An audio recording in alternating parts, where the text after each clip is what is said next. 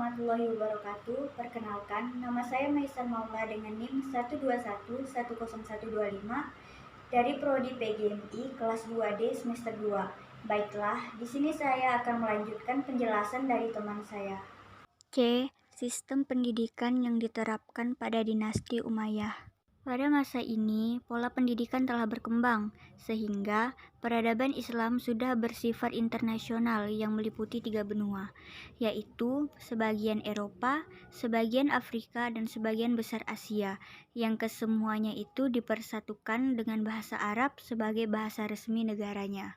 Dengan kata lain, periode dinasti Umayyah ini merupakan masa inkubasi, di mana dasar-dasar dari kemajuan pendidikan dimunculkan, sehingga intelektual Muslim berkembang. Adapun corak pendidikan pada dinasti Umayyah yang dikutip dari Hasan Langgulung yaitu 1. Bersifat Arab dan Islam tulen. Artinya, pada periode ini pendidikan masih didominasi orang-orang Arab, karena pada saat itu unsur-unsur Arab yang memberi arah pemerintahan secara politis, agama, dan budaya. Yang kedua, menempatkan pendidikan dan penempatan birokrasi lainnya yang sebagai ditempati oleh orang-orang non-Muslim dan non-Arab. Berusaha meneguhkan dasar-dasar agama Islam yang baru muncul. Hal ini berawal dari pandangan mereka bahwa Islam adalah agama, negara, sekaligus sebagai budaya. Maka, wajar dalam periode ini banyak melakukan penaklukan wilayah-wilayah dalam rangka menyiarkan dan memperkokoh ajaran Islam. 4. Prioritas pada ilmu nakliyah dan bahasa. Pada periode ini, pendidikan Islam memprioritaskan pada ilmu-ilmu nakliyah seperti baca tulis Al-Quran, pemahaman fikih dan tasyri', kemudian dengan ilmu-ilmu yang berhubungan dengan ilmu-ilmu tersebut yaitu ilmu bahasa seperti nahwu, sastra, dan yang lain-lain. Terakhir, menunjukkan bahan tertulis pada bahasa tertulis sebagai bahan media komunikasi. Lebih lanjut, pada masa dinasti Umayyah, pola pendidikannya bersifat desentralisasi dan belum memiliki tingkatan dan standar umum. Kajian pendidikan pada masa itu berpusat di Damaskus, Kufah, Mekah, Madinah, Mesir, Cordoba, dan beberapa kota lainnya, seperti Basyarah, Kufah atau Irak, Damsyik, dan Palestina atau Syam, Fistat atau Mesir. Di antara ilmu-ilmu yang dikembangkan yaitu kedokteran, filsafat, astronomi, ilmu pasti, sastra, seni bangunan, seni rupa maupun seni suara. Dengan demikian, pendidikan tidak hanya berpusat di Madinah seperti pada zaman Nabi dan Khulafaur Rasyidin, melainkan ilmu itu telah mengalami ekspansi seiring dengan ekspansi teritorial. Lebih lanjut, menurut H. Soekarno dan Ahmad Supardi memaparkan bahwa pada periode dinasti Umayyah terdapat 2 jenis pendidikan, yaitu 1. Pendidikan khusus, dan yang kedua pendidikan yang diperuntukkan untuk rakyat biasa. Yang pertama pendidikan khusus, yaitu pendidikan yang diselenggarakan dan diperuntukkan bagi anak-anak khalifah dan anak-anak para pembesarnya. Tempat proses pembelajaran berada dalam lingkungan istana, materi yang diajarkan diarahkan untuk kecakapan memegang kendali pemerintah atau hal-hal yang ada sangkut pautnya dengan keperluan dan kebutuhan pemerintahan, sehingga dalam penentuan dan penetapan kurikulumnya bukan hanya oleh guru melainkan orang tua pun turun menentukannya. Yang kedua, pendidikan yang diperuntukkan bagi rakyat biasa. Proses pendidikan ini merupakan kelanjutan dari pendidikan yang telah diterapkan dan dilaksanakan sejak zaman Nabi Muhammad SAW masih hidup, sehingga kelancaran proses pendidikan ini ditanggung-jawabi oleh para ulama. Merekalah yang memikul tugas mengajar dan memberikan bimbingan serta pimpinan kepada rakyat. Adapun sistem yang diterapkan secara umumnya sebagai berikut. Yang pertama, tujuan pendidikan. Tujuan pendidikan ini membentuk dan mengembangkan manusia insan kamil atau memiliki keberanian, daya tahan saat tertimpa musibah, menaati hak dan kewajiban tetangga, mampu menjaga harga diri, kedermawanan dan keramatamahan atau penghormatan terhadap perempuan, pemenuhan janji, Kedua, tempat dan lembaga-lembaga pendidikan. Pada masa dinasti Umayyah, pola pendidikan bersifat desentrasi. Kajian ilmu yang ada pada periode ini berpusat di Damaskus, Kufah, Mekah, Madinah, Mesir, Cordova, dan beberapa kota lainnya seperti Basrah dan Kufah atau Irak, Damsyik, dan Palestina atau Syam. Fistat Mesir, umumnya pelajaran diberikan kepada guru kepada murid-murid seorang demi seorang.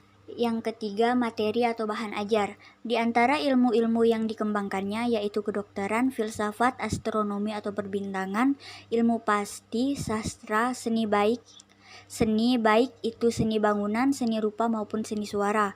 Pada masa Khalifah Rasyidin dan Umayyah sebenarnya telah ada tingkat pengajaran, hampir sama seperti masa sekarang.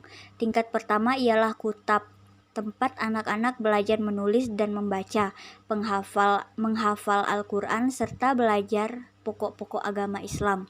Setelah tamat Al-Quran, mereka meneruskan pelajaran ke masjid. Pelajaran di masjid itu terdiri dari tingkat menengah dan tingkat tinggi. Pada tingkat menengah, gurunya belumlah ulama besar, sedangkan pada tingkat tertinggi, gurunya ulama yang dalam ilmunya dan masyhur kealiman dan kesolehan. Yang keempat, metode pendidikan. Metode yang digunakan yaitu metode rihlah. Hal ini dibuktikan ketika zaman Khalifah Umar bin Abdul Aziz dan beliau pernah mengirim surat kepada ulama-ulama lainnya untuk menuliskan dan mengumpulkan hadis. Perintah Umar tersebut telah melahirkan metode pendidikan alternatif, yaitu para ulama mencari hadis kepada orang-orang yang dianggap mengetahuinya di berbagai tempat. Kelima, pendidikan dan peserta didik. Setelah masa Abdul Malik, seorang guru, biasanya seorang mantan yang beragama Kristen, dijadikan sebagai guru para putra khalifah. Pelajaran moral merupakan pelajaran yang paling pertama yang ditanamkan kepada peserta didik. Guru yang paling pertama adalah para pembaca Al-Quran. Lebih lanjut, pada masa pemerintahan Umar yang kedua, mengutus Yazid Abi Habib ke Mesir untuk mengajarkan para peserta didik di sana, yang pada waktu itu Yazid menjabat sebagai hakim agung. Kemudian di Kufah kita kenal dengan Al-Dahak Muzahim yang mendirikan sekolah dasar dan tidak memungut biaya pada para siswa. Yang keenam, perkembangan alam pemikiran. Dalam masa dinasti Umayyah merupakan cikal bakal gerakan-gerakan filosofis keagamaan yang berusaha menggoyahkan pondasi agama Islam. Timbulnya gagasan dan pemikiran filosofis di Arab tidak bisa dilepaskan dari pengaruh tradisi Kristen dan filsafat Yunani. Salah satu agen utama dalam memperkenalkan Islam dalam tradisi Kristen adalah Johan atau Santo Yahya dari Damaskus yang dijuluki Chrysohos atau lidah emas. D. Kemunduran dan runtuhnya dinasti Umayyah. Dinasti Umayyah mengalami kemajuan yang pesat hanya pada dasawarsa pertama kekuasaannya, sedangkan pada tahun berikutnya sudah mengalami kemunduran. Kemajuan yang sering terjadi pada masa pemerintahan Muawiyah sampai kepada Hisham. Adapun beberapa faktor penyebab kemunduran dinasti Umayyah adalah 1. Sistem pengganti khalifah melalui garis keturunan. Pengaturannya tidak jelas sehingga menyebabkan persaingan yang tidak sehat di lingkungan keluarga kerajaan. Yang kedua, adanya gerakan oposisi dari pendukung Ali dan Khawarij, baik yang dilakukan secara terbuka maupun secara tertutup. Hal ini banyak menyedot perhatian pemerintah ketika itu. Yang ketiga, timbulnya permasalahan sosial yang menyebabkan orang non-Arab dan suku Arabia Utara sehingga dinasti Umayyah kesulitan untuk menggalang persatuan dan kesatuan. Yang keempat, sistem hidup mewah di kalangan keluarga istana dan perhatian terhadap masalah keagamaan sudah berkurang. Yang terakhir, adanya kekuatan baru yang digalang oleh keturunan Al-Abbas ibnu Abdul Al-Muthalib sehingga menyebabkan keruntuhan kekuasaan dinasti Umayyah. Gerakan ini mendukung penuh Bani Hisham dan golongan Syiah serta kaum Mawali yang dinomorduakan ketika pemerintahan Bani Umayyah. Dengan demikian, dapat menjadi pengalaman bagi setiap pemerintahan yang tidak baik, lambat atau cepat tetap akan runtuh. Sebuah sistem yang telah dibangun dengan tidak baik akan menghasilkan produk yang tidak baik juga.